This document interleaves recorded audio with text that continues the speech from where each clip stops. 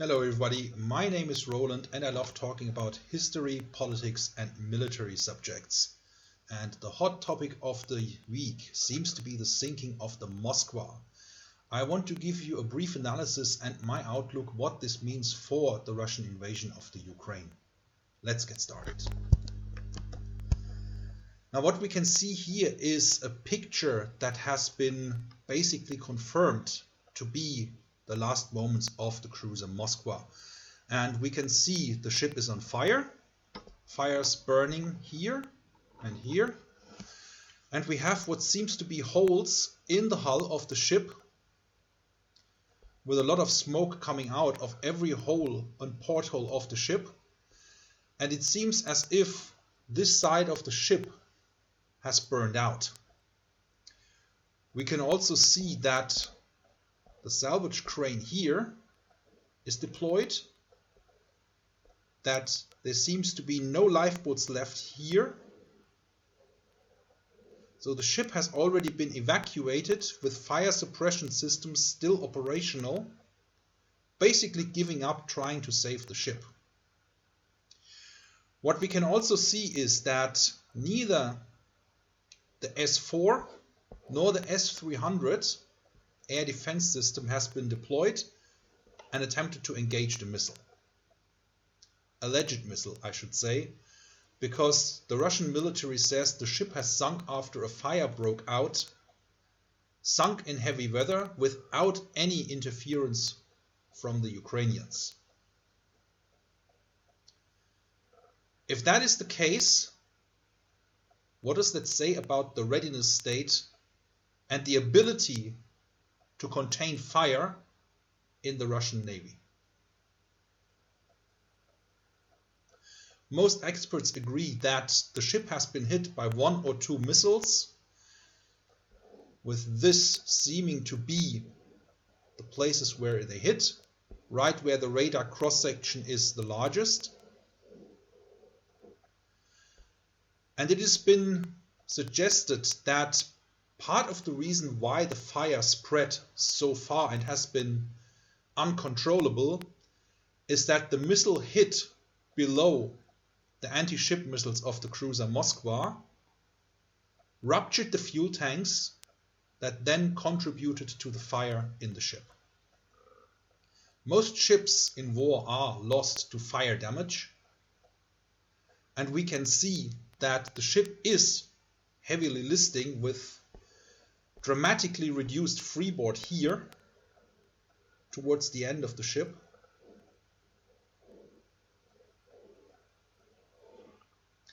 And that none of the anti-air systems has been deployed. Now modern missiles are not flying on a ballistic trajectory, so you can easily identify them with radar and shoot them down with the S-300 or the S-4. Most of these missiles are sea-skimming missiles flying low above the water, hitting the ship just above the waterline, causing fire, and then sinking via water intake. A lot of ships have been hit by sea-skimming missiles, namely the Exocet missile and namely the USS Stark, the only ship that has been saved, and several ships in the Royal Navy during the Falkland War. Now what we can see here from this picture is that we can't really say anything about whether the AK-630 gun systems has engaged any kind of missile. The Neptune missile is an anti-ship missile land-based and is usually based on trucks that carry 4 missiles apiece. So if we assume that 1 or 2 missiles have hit the ship, then potentially the Russians have engaged and successfully negated 2 of the missiles. The Ukrainians neither deny nor confirm that they have attacked or how many missiles they have used in this attack. But the Russians have subsequently executed missile strikes on the factory where the Neptune missiles are being assembled.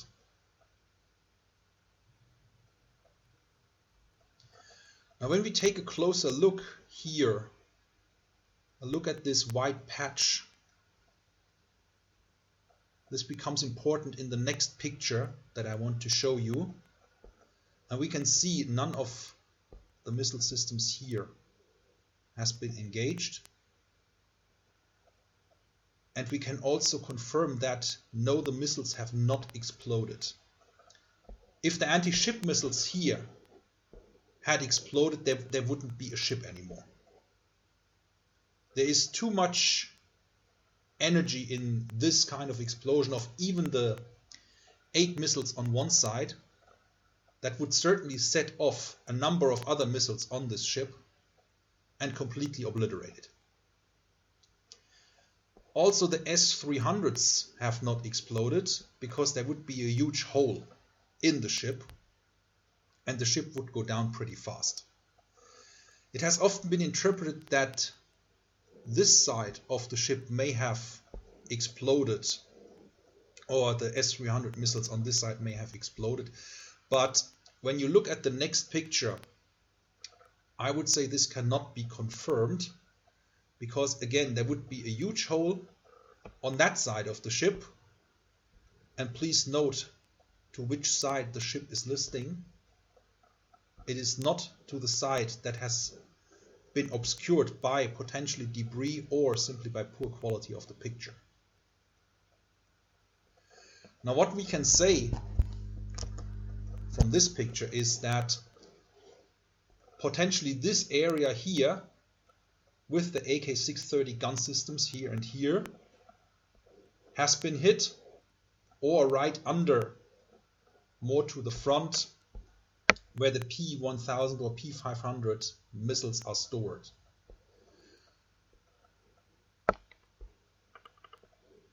None of these missiles seems to have exploded, and none of the missile systems like the SA-4 or the S-300s have been deployed to engage the missile. Now these P-500 or P-1000 anti-ship missiles are liquid-fueled missiles, and also the Neptune missiles would have some fuel left after their flight and hitting the target. This rocket fuel then spreads because, number one, the rocket fuel from the P-500 or P-1000s is liquid, and the other fuel from the Neptune missile will, by the momentum of the missile, spread very far and deep into the ship. Apparently the Russians have not been able to contain the fire, no matter the source of the fire, and former Rear Admiral Chris Parry suggests that massive internal damage was caused by the fact that 1 or 2 missile hits have ruptured fuel tanks of the P-500 missiles that then spread along the decks through damaged bulkheads and caused the abandonment of any rescue efforts. Now, what does that mean in terms of the war going on in Ukraine and the Russian invasion of Ukraine? The Ukrainians have successfully demonstrated that they can hit any target at leisure. Thinking back a couple of days when there was reporting that apparently a fuel depot had been blown up, apparently by Ukrainian military. The question now is how will this proceed? And my analysis is that the Ukrainians will continue to hit targets of opportunity, possibly targets that include rest and recreation areas where Russian troops feel relatively safe, but they won't be hitting the most obvious target that they could be engaging, namely Crimea.